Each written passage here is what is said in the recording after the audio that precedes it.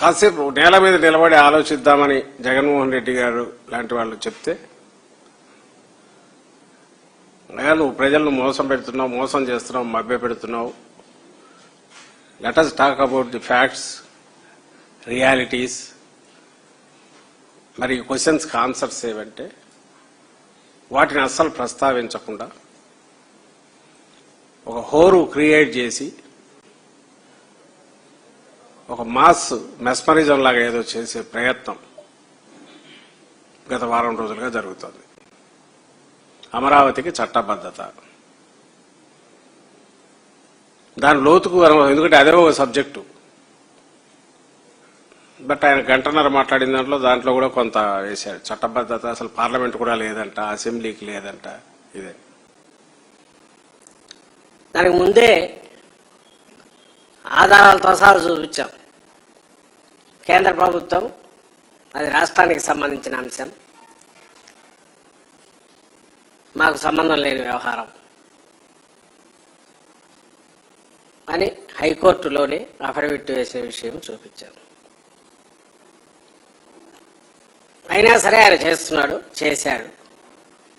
మరి ఇన్నాళ్ళు చట్టబద్ధత లేనట్ట అనే క్వశ్చన్ వస్తుంది.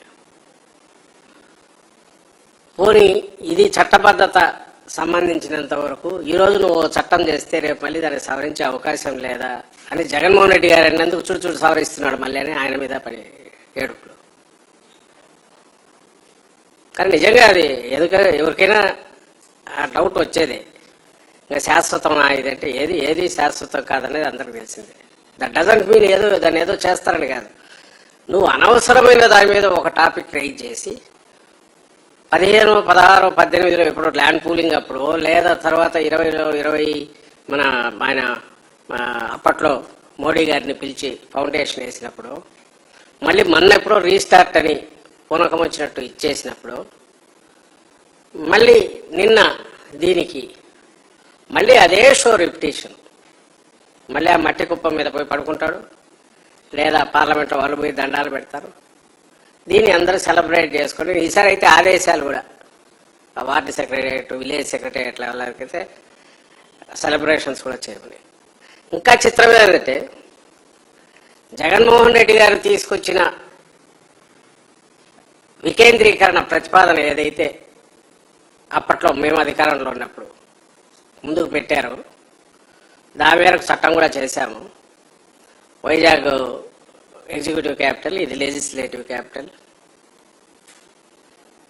కర్నూలు జ్యుడిషియల్ క్యాపిటల్ అని. దాన్ని 3 ముక్కలాటని ఎగతాళి చేయడమే కాకుండా పేకాటతో పోలుస్తూ, మరి ఆయన దృష్టిలో ఈ ప్రాంతాలన్నీ ఏమంటారు పేక ముక్కలేమో తెలియదు చంద్రబాబు నాయుడు దృష్టిలో. అది ఈ రోజు కూడా అది కామెంట్ చేయడమే కాకుండా అక్కడ కూడా నిన్న దాని గురించి సెలబ్రేట్ చేసుకోవాలంట. ఇక్కడ సంబంధించినంత వరకు ఒక ప్రాంతానికి సంబంధించిన రాజధాని ఏదైనా డిక్లేర్ చేసినప్పుడు అది ఏదో అసాధ్యమైనది నువ్వు తీసుకొస్తే దాని గురించి ఎక్కడైనా అందరు రాష్ట్రం అంతా ప్రౌడ్గా ఫీల్ అవుతాడు. That's okay. ఇది ఆల్రెడీ ఎగ్జిస్టింగ్, నువ్వు పెట్టావు, దాంట్లో రకరకాల మార్పులు జరిగాయి, మళ్ళీ తీసుకొచ్చావు. ఆల్రెడీ రాష్ట్రం మీద బరువు ఒక 50,000 కోట్లు 60,000 కోట్లు వేసావు. ఇప్పటికే ఇంకా అది 1,00,000 కోట్లు 2,00,000 కోట్లు చేస్తానంటున్నావు.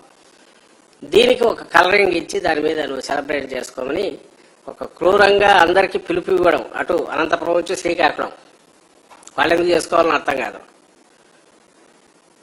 పోనీ ఇక్కడ నువ్వు చేర్చని, నువ్వు అసలు పట్టించుకొని నగరాలు ఇటు గుంటూరు కానీ విజయవాడ కానీ అసలు పట్టించుకోవట్లే, వాటిని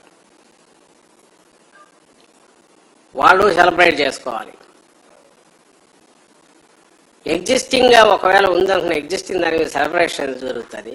అయినా సరే కాలు ఇవ్వడం అనేది అంటే ఒక తెలియని ఏదో ఒక కండిషన్లో జనాన్ని తోసి ఒక అద్భుతం జరిగిపోయిందని ఇంప్రెషన్ క్రియేట్ చేసి ఏమీ లేకపోయినా సరే ఆ ప్రాసెస్లో తన పబ్బం గడుపుకోవాలనేది.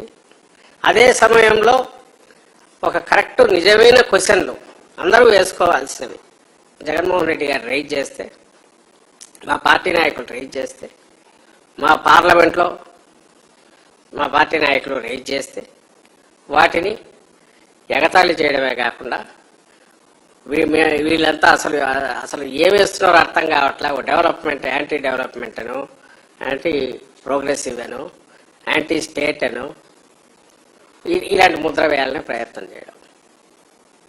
ఒక్కటంటే ఒక్కటి నేను ఆయన మాట్లాడిన వాటిలో ప్రతి మాటకు కావాలంటే వీడియో వేసి చూపొచ్చు. అన్ని అబద్ధాలనే విషయం దాంట్లో తెలుస్తుంది.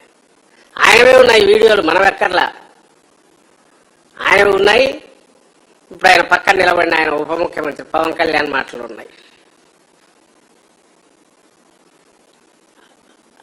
వాళ్ళు గతంలో మాట్లాడిన మాటలు వేస్తేనే నిన్న ఏమంటారు, పవిత్రమైన మట్టి పార్లమెంట్ నుంచి తెచ్చి మోడీ గారు ఇచ్చారు, యమునా నది నీళ్లు తెచ్చి ఇచ్చారని నిన్న అన్న వ్యక్తి ఆ అద్భుతమైన దీనివల్లే, ఇక్కడ అన్ని దేవాలయాల నుంచి తెచ్చిన దీనివల్లే ఈరోజు ఇంతటి అద్భుతం జరిగిపోయింది, చట్టబద్ధత వచ్చింది, పార్లమెంట్లో యునానిమస్గా అన్ని పార్టీలు సపోర్ట్ చేశాయన్న పెద్ద మనిషి చంద్రబాబు నాయుడు గారు. మరి 17లో కటీఫ్ చెప్పాక బీజేపీతో 18లో అప్పుడు ఏదో ధర్మ పరిరక్షణ ఏదో చేసినట్టున్నారు ప్రభుత్వం ఖర్చుతో డబ్బులు పెట్టి ఢిల్లీలో. అక్కడ ఏమి ఇచ్చినా పిఎం క్వశ్చన్ చేసి ఆయన మోడీ గారిని ఏమి ఇచ్చినారు, ఇంత మట్టి చెంబు నీళ్లు ఇంత మట్టి ఇచ్చారని అనలేదా? అది ఆ రెండు పక్కన పెట్టిన ఆయన చెల్లించాడు. ఎందుకంటే ఆయన ఈరోజు ఏమనాలో అదే అని అంటాడు. వాళ్ళ ఉప ముఖ్యమంత్రి అది ఒక ఎవరు రాజధాని కాదు, కొంతమంది వాళ్ళ కోసం కట్టుకుంటున్న ఇదని తను అన్నాడు. అవన్నీ ఉన్నాయి హిస్టరీ. అంటే ఎవరు దాంట్లో ధైర్యం ఏంటంటే రోజు సగటు మనిషి కానీ లేదా ఎవరు పనుల్లో వాళ్ళు ఇవన్నీ చూడరు కదా అనేది. ఊదర కొడితే దడదడదర కొడితే అవి నిజమే కావచ్చు అనుకుంటారు కదా. కొన్ని మాలాంటి వాళ్ళం ఎవరన్నా రేజ్ చేసామనుకో, వాళ్ళకి పని బాట లేదు, యాంటీ డెవలప్మెంట్, యాంటీ స్టేట్ అని ముద్ర వేస్తే ఆయన చేతిలో ఉన్న ప్రాపగాండా మెషిన్ ఏదైతే ఆయన నిర్మించుకున్న వందల కొద్ది యూట్యూబ్ ఛానల్ కావచ్చు, అలాగే మెయిన్ స్ట్రీమ్ మీడియాలో ఆయన దోపిడీ గజదొంగల ముఠాలో పార్ట్నర్స్ కావచ్చు, వీళ్ళందరూ కలిసి దడదడ ఉదరగొడితే ఈ వాయిస్ పెద్ద వినపడదు కదా, ప్రతిపక్షంగా మేమున్న మా వాయిస్ వినపడదు కదా అనేది ఆయన బలమైన నమ్మకం కావచ్చు. దానివల్లే నిన్న ప్రతి మాటలో అబద్ధం మాట్లాడుతూ వచ్చాడు. ఒక్కటంటే ఒక్కటి నిజం లేదు. నేను ఇంకొక ఆశ్చర్యం మీరు గమనించింటారు అందరూ మాటల మధ్యలో. నిన్న ఈరోజు అదే పనిగా చూస్తూ వచ్చిన ఎక్కడన్నా ఒక్క మాట అన్నా ఏదేమనుకుంటే ఏదీ లేదు. పైగా జగన్మోహన్ రెడ్డి గారు వైఎస్ఆర్సీపీ ఈయన ఒక అద్భుతమైన ఇది చేస్తుంటే అమరావతి మీద కులముద్ర వేయబోయారట. మేము వేయడం ఏంది? నిన్న మీ సోదరి ఆమె